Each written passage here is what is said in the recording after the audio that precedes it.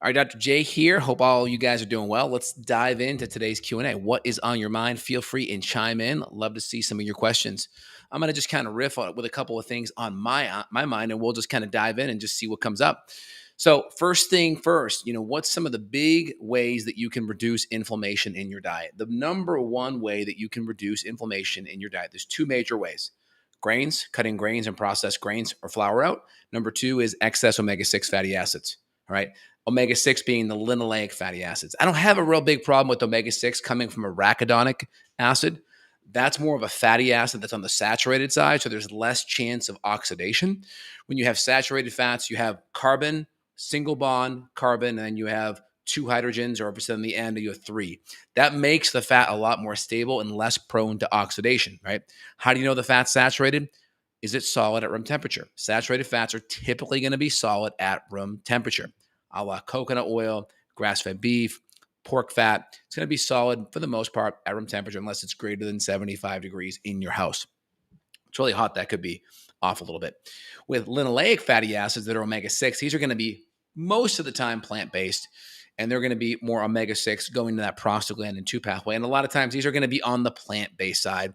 And because these fatty acids require a lot of extraction process, that extraction process, the filtration, the distillation, the kind of the fumigation to get the smells and to get the oils clean and homogenized and looking nice, typically damages the fatty acids. And because of that, you have a very rancid fatty acid. You already have the omega-6 that are in itself would be problematic, but now you add the damaged fats due to these processes I just mentioned that can make the fat even more inflammatory.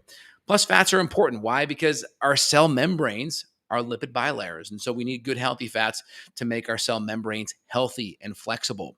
The more oxidized the fat is, the more it's going to rob from your antioxidant stores. Obviously, the more hydrogenated it is too. Like if you get fats like, for instance, your soybean oil, you think of your margarines, right, that are normally vegetable oils, but they're hydrogenated. That makes that essentially, that vegetable oil act like a saturated fat, right? Saturated fats are solid at room temperature. So they take these vegetable oils and they make them solid at room temperature so they can mimic what a saturated fat would look like, but they do that through the hydrogenation process. All right. And these things are going to be definitely on the inflammatory side. So you have to be really careful with that. Next thing I talked about the grains and the carbohydrates, but anything that increases your blood sugar over a couple of hour period is going to be problematic. So how do you know blood sugar is a problem? So one of the first things is over time, your body's going to become insulin resistant. What drives that? Well, one, it's going to be how much carbohydrate you eat.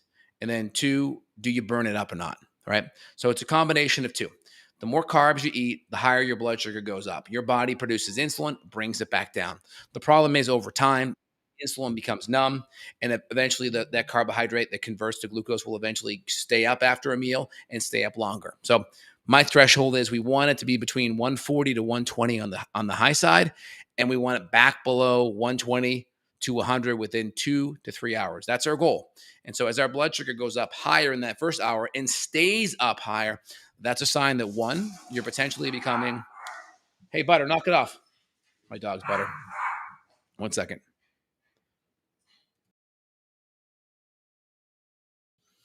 So the higher that blood sugar stays up, the more problems you're going to have, right?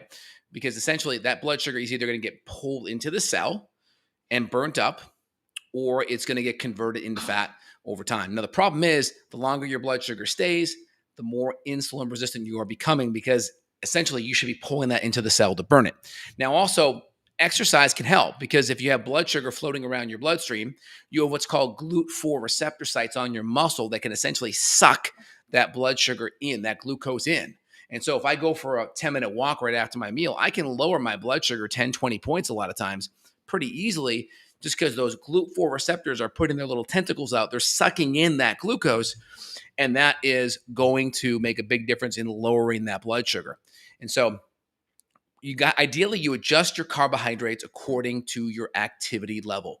Like people out there are like, oh, well, low carb, high carb, ketogenic diets, like it's bad, it's good. It's like, well, first off, just test your blood sugar. Start to individualize the approach for you. What metrics can I utilize that will assess how I'm doing metabolically that give me the ability to fine tune my macronutrients? So, I mean, first thing is, why are you eating the food you're eating, right? My recommended theory is old foods do not cause new disease. So old foods are good, all right? Neolithic foods that are processed, flours, excess omega-6, hydrogenated vegetable oils, excess sugar. These are Neolithic foods, relatively new foods in the last 100 years. So let's stick to old foods because old foods don't cause new diseases. That's number one. So anti-inflammatory, nutrient dense, and low toxin. Ideally organic because all food up until 1950 was always organic because there was no pesticides up until post World War II, where they took a lot of the post World War II manufacturing byproducts from the bombing industry and they convert it into fertilizer. You can go Google that one. And then now we have pesticides post World War II. All right. So now we have to go old foods, right? Do not cause new disease, anti-inflammatory, nutrient dense, low toxin. And then we have to adjust the carbohydrates. And that's going to be based off of genetics, right? Am I prone to being overweight? And my activity level. If I'm doing CrossFit every day, if I'm going on long walks, if I'm doing lifting and I'm putting on muscle, my body's going to be more forgiving in regards to what I can handle for carbohydrates. Again, there'll be genetic individuality there, but you can test it and you can see where your glucose sits and you can adjust the levels for you. I always tell patients, protein and fat at each meal, palm to a fist to a hand size of protein. See how much it takes for you to be full for about 4 hours. That's usually a pretty good estimate. And again, bigger people, bigger hands, right? So usually it's kind of a sliding scale based on how big you are. And then you can adjust the fat as well, right? You can add in thing of coconut oil, a little bit of grass-fed butter, some tallow if you're eating leaner proteins. A lot of times the fat's going to be encompassed in that protein. So most of the time the fat itself will be enough. And if you want, you can put or saute some of your vegetables in that fat. And then you have your protein, your fat, and then your vegetables. And then you can just adjust the carbohydrate on top of your non-starchy veg. That would be fruit. That'd be a safe starch. And you can individualize that approach for yourself. And then from there, you can add in exercise and see how much that moves the needle. So I got a new air bike over there. I got a Rogue Echo bike, and I just busted out before this. I did a 4-minute Tabata, and that thing is it is killer. But what I'm doing in regards to getting my GLUT4 receptors up and sucking in glucose is huge, and it's helping my body, stay away from being insulin resistant. I'm one of these people where if I don't get some movement or some lifting in, my body is definitely is prone to being insulin resistant. I have diabetes that runs in my family, so I have to be careful. So I keep my carbohydrates in check. And if I know I'm going to be a little bit more lax on that, then I just add in resistance training. I add in some of the interval training. I add in a little bit of zone 2 cardio to combat that and adjust it. And then I can always pull up my blood sugar meter right here, Keto Mojo, and I can test it and do a 1, 2, and 3 hours test. I call it functional glucose tolerance. Why functional? Because most glucose tolerance tests are just giving yourself a 75 grams of glucose sugary drink. That's not realistic. It's not functional for most people. So your body may freak out. You're much better off using a typical meal that you normally would do. That way it's functional. It applies to the real world. And you can see how your body handles it from a blood sugar standpoint. So hope that makes sense on that standpoint. You want to individualize things. So if we look at the top 2 things that are going to make your body inflamed, we have the processed omega-6 vegetable oils and the rancid bad fatty acids that make your lipid membranes unhealthy. They make your cells inflexible. They're going to cause inflammation in your vasculature. And then we have the processed sugar. We have the processed carbs, grains, and especially flours, which flours, again, make the absorption faster and increase insulin output on the backside, which makes you more insulin resistant. So I hope that helps on that front, guys. Let's roll to a couple of questions. Is it true that there is radium in our drinking water? Probably. I mean, there's a bunch of everything in there. There's pharmaceutical drugs. I mean, you can just Google, right? I'm in Texas. 1/2 of my state has atrazine. Atrazine is a herbicide. It is known to have all kinds of hormonal disrupting qualities to it. There's a big study, frog study from the mid 2000s from UC Berkeley. You can go Google that study. Atrazine, frogs, UC Berkeley. You'll see what that herbicide does to frogs' hormones and endocrine system. It totally destroys it. And that level or more, and again, that was the frogs were using using an amount of atrazine that was under the EPA safe limit. It was under it. So they said, here's the cutoff for safety. And it was actually under that level. They were seeing these problems. Now they're seeing atrazine levels above the EPA limit in half of Texas's water, a third to half of Texas's water supply right now. So that's why everyone should have a high quality water filter, at least a whole house carbon-based filter that's activated charcoal, carbon-based, or an under-the-counter reverse osmosis filter to ensure that you're getting out the pharmaceutical drugs, the pesticide runoff, Sure, you could throw radium in there. I'm not too worried about that because a good filter is going to get everything out. It's going to get all that junk out. Pesticide runoff, pharmaceutical drugs, even at a homeopathic level, I'm concerned about process any bacteria, any parasites, any microplastics. I want all of that junk out of my water. So keep that in the back of your head. Again, 70% of your blood's going to be water, and you need liquid, and you're going to need good quality liquid to build that raw material. How does chiropractic theory differ from British osteopathy? Hand green crystal ball. So osteopathy and essentially chiropractic started around the same time. They both started in and around the late 1800s. Chiropractic history is D.D. Palmer, and osteopathy history starts with Andrew Still. Osteopathy has more of a kind of the foundation is the lymphatic system and using adjustments to kind of help manipulate and advance and support the lymphatic system. D.D. Palmer, basically, the story with D.D. Palmer was 1895 in September. There was this janitor at the school he worked at called Harvey Lillard. He had a subluxation in the mid-cervical area. That area is debated, but it's in the mid-cervical area. He adjusted. Harvey Lillard, who was deaf, could now hear. And that's kind of where chiropractic was born. Chiropractic has more focus on the nervous system, and subluxation or alignments in the spine impact nervous system flow, where osteopathy then focused on lymphatic flow. And then from D.D. Palmer, they went to B.J. Palmer, his son, who then kind of took the profession into the direction that it has gone in today. And then Andrew Still essentially went the DO osteopathy right and the osteopathy route. And then you can see there was a big divide if you want to go back in the history. I think it's 1912, the Abraham Flexner, the Flexner Report, basically took and split up medicine. So it basically got rid of a lot of natural medicine institutes, homeopathy, chiropractic, and it tried to consolidate a lot of natural medicine into the medical allopathic field. And essentially osteopathy was sucked up into that conglomeration where it went more of the mainstream medical kind of route, where there's still some philosophical, let's say, foundation still there with adjusting within it, but it's mostly a DO as an MD today. Okay. And then you had DC route has gone kind of a different direction, which is kind of what I chose, where there's a more vitalistic philosophy at heart that your body can heal itself. Our job is to remove the impediments. Again, chiropractic focuses on the nervous system impediments with adjusting. But we know today that diet and toxins and infections and all kinds of other things also impact the nervous system too. So I chose to kind of go a route a little bit outside of physical adjusting, even though I believe in it and I think it is still a good foundation for health. Hope that answered that question. That's a good one. I haven't thought about that in a while, so that's good to put it out there. All right, good questions, guys. Let me hit it here. If someone has digestive issues, but taking HCl gives them acid reflux, does that mean they don't have low stomach acid? It depends. So, I mean, ideally, you should be eating protein and fat with that meal. So you're taking it in. So you have something to neutralize the acid. Ideally, you're taking that first. So let's say you have a low-level gastritis. We don't want that stomach acid hitting raw mucosa and creating irritation or inflammation. So ideally, protein and fat, that's in there first. Stomach acid comes in afterwards, and you start at a very, very low dose and you work your way up. Again, if you have a history of ulcers or gastritis or just stomach inflammation, I always recommend starting low and then working our way up.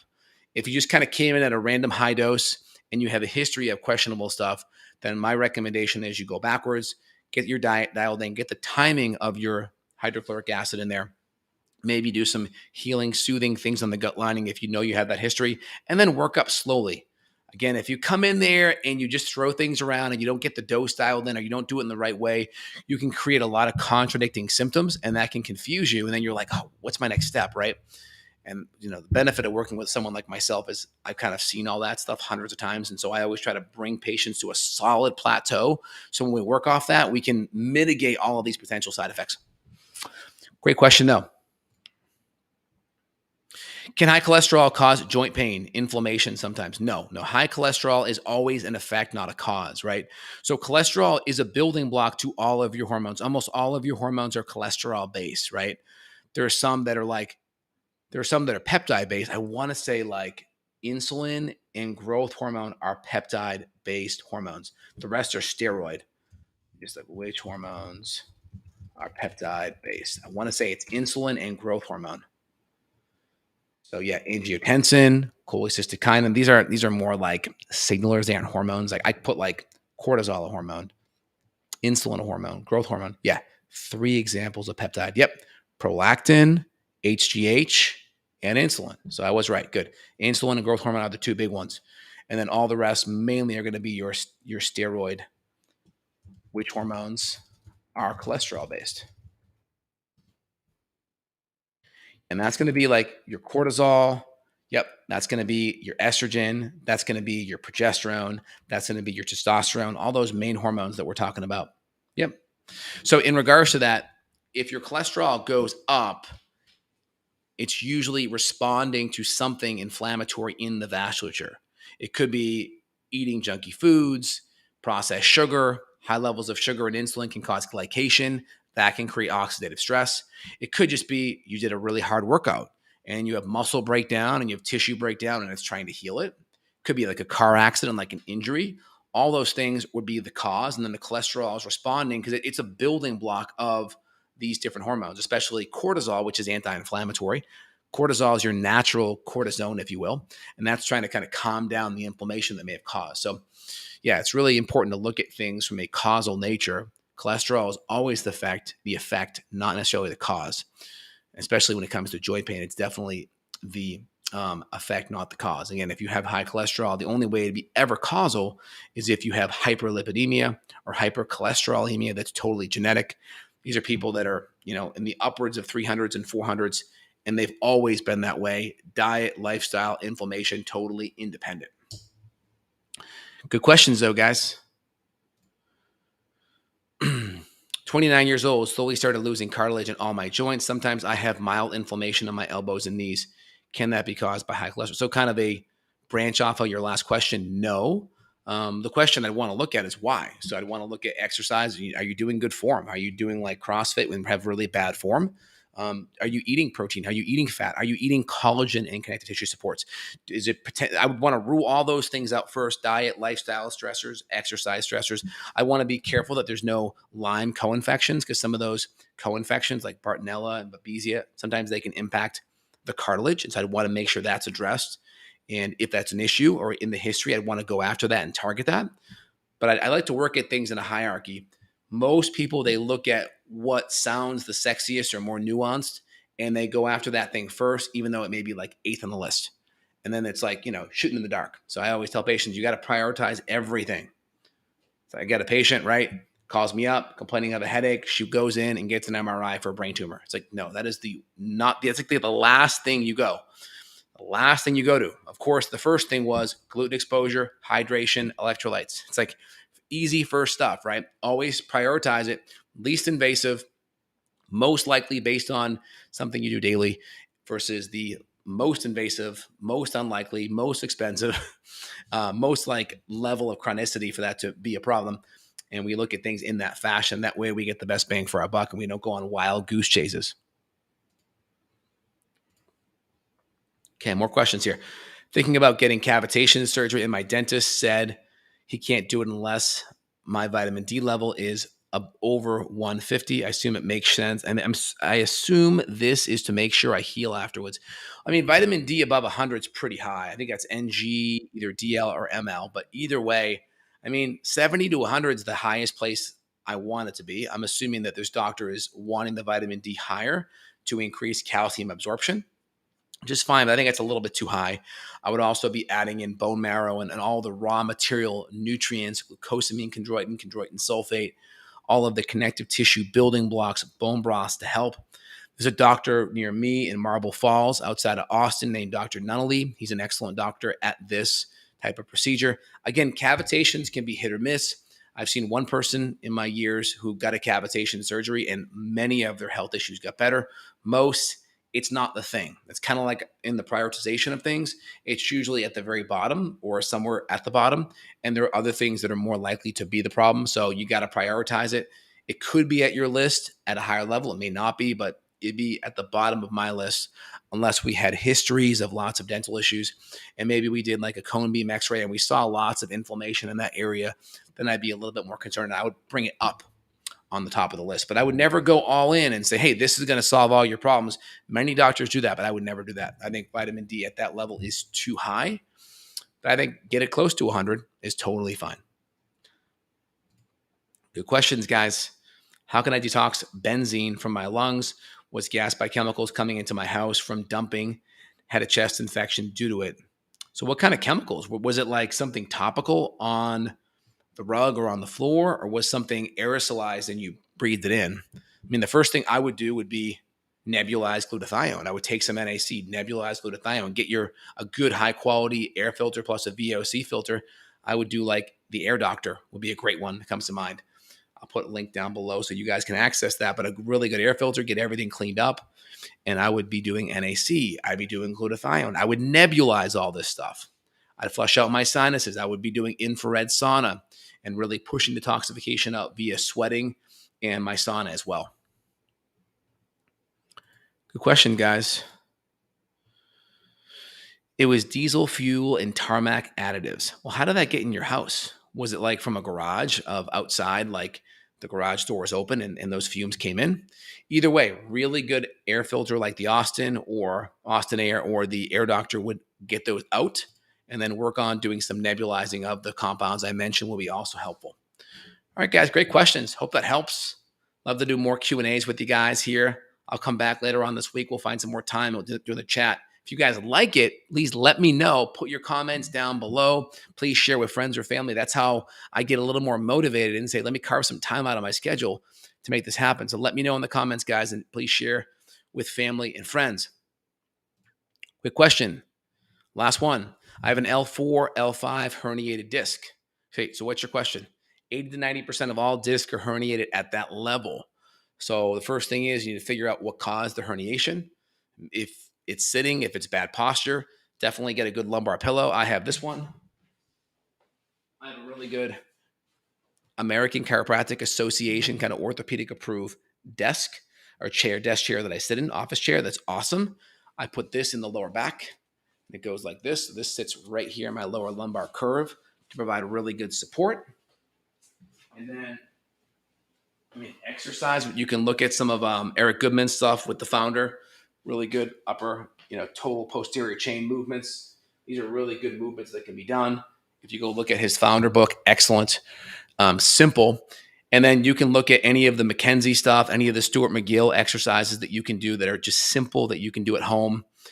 And then you can look at Jeff Fisher's stuff. He has a really good lower back and cervical spine decompression system that involve little flexi-band cables that are really effective. He has the ability to release and engage, so you can pump and engage inhibition to rehydrate the disc. That's really unique and it's cost effective. So I'd be starting with those things out of the gate. And then you can, take some systemic enzymes, take anti-inflammatory nutrients, make sure your diet's good. People have joint issues. They just think like, oh, this is not connected to my diet. And I tell people, you can't build healthy joints, connective tissue, ligaments, tendons with junky food. So you have to have good raw material to build healthy building blocks in your body.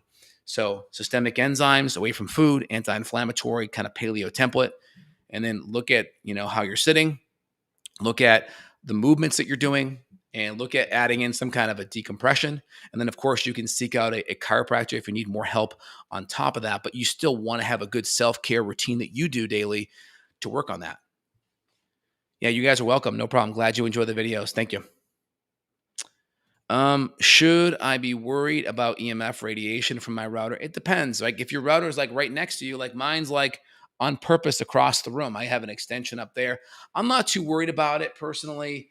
I try to make sure wherever I sleep and wherever I'm relaxing, I'm away from a router. You can get a safe and sound EMF detector and see where it is you hang out the most in your house and see where that radiation is. Where that EMF radiation is. And you can always have that moved in a place that's going to impact you less. But frankly, Wi-Fi is here to stay. It's all around us. So get healthier so it's not a problem. Move it into a place where you're not going to be at throughout the day, like not, right near your office, not right near your bedroom. And then test it out and see how much of a problem it is. And then you can always put your Wi-Fi on an EMF on a Christmas tree timer, old-fashioned one, and have it go off at 11 and on at 7. That way you can at least have 8 hours at night with nothing on. So if you're worried, you can always do that. In worst case, you can always plug in. For me, it's really only a problem the more sick and the more unhealthy you are. And then also it depends upon how close it is to you as well. So the further, the better. And then you can be on nutrients to help with any of the oxidative stress from it. And then worst case, plug in as well if you need. All right, guys, hope that helps. All right, guys, have a good one. Link down below if you want to reach out. You want more functional medicine consult support. Link down below for myself and my team. We can help you out. All right, guys, if you enjoyed, comments below. Sharing is caring. Appreciate it, guys. Bye, y'all.